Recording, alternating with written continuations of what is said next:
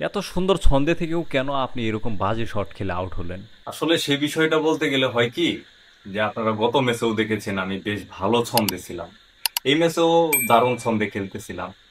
সমস্যাটা হয়েছে কি, আমার বল দিয়ে ঘোড়াকির্মি কামড়াইতেছিল, এর জন্য আর কি ওরকম একটা বাজে শট খেলে আউট হলাম। আর আপনারা তো জানেন যে আমি একজন স্টাইলিশ প্লেয়ার। স্টাইলিশ শট খেলে আমি আউট হতে ভালোবাসি, এই আর কি। আর এর মধ্যে সবচাইতে বড় যে সমস্যাটা ছিল আজকের এই খেলায়, আজকের পিচটা আমাদের টাইপের ছিল না। পিচের মধ্যে কোনো ঘাসই ছিল না। বল ঘুরতাছে কিন্তু আমার জুতা ঘুরতাছে না। আপনার কথা বাদ দিলাম, বাকিদের নিয়ে কি বলবেন? ওদেরকে নিয়ে আর কি বলবো, ওরা আমার চাইতে কোনো অংশে কম না। ওরা দারুণ অজুহাত দিতে পারে। আর ওদেরকে অজুহাত তো আমিই শিখিয়েছি।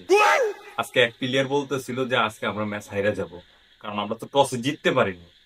টসে জিতলে অবশ্য আমরা ম্যাচ জিততাম, এই আর কি। আচ্ছা, আজকের ম্যাচে এরকম বাজে খেলার কারণ কি, কি বলবেন? আসল কথা কি ভাই, আজকের ব্যাটটার না ভারসাম্য ঠিক ছিল না। এক সাইডে একটু ভারী ছিল, কোনোভাবেই বলের সাথে ব্যাটের মানসিক সংযোগটা হচ্ছিল না। আর আপনারা তো সবাই জানেন যে যখন আমাদের সাথে শ্রীলঙ্কার খেলা পড়ে, তখন ওদের প্লেয়ার কেমন করে জানি ফর্মে চলে আসে। তবে যাই হোক, আজকের ম্যাচটার কথা বাদ দিলাম, পরের ম্যাচে ওদেরকে আমরা দেখে নিব। ওদেরকে এমন ধুলাই করব যে রঙের সাথে মিশিয়া লন্ডি করে দেব। এই এশিয়া কাপে ওদের সাথে তো আর কোনো ম্যাচ নাই আপনাদের, তাহলে কিভাবে ধুলাই করবেন? ঠিক আছে, তাইলে অন্য এক সময় ওদেরকে দেখে নিব। আর আমাদের প্লেয়ারকে ওই একটু হাত ছিঁড়ে দেবো না। আজকের মতো এখানেই থাক। ঠিক আছে, আপনাদের ধন্যবাদ সবাইকে।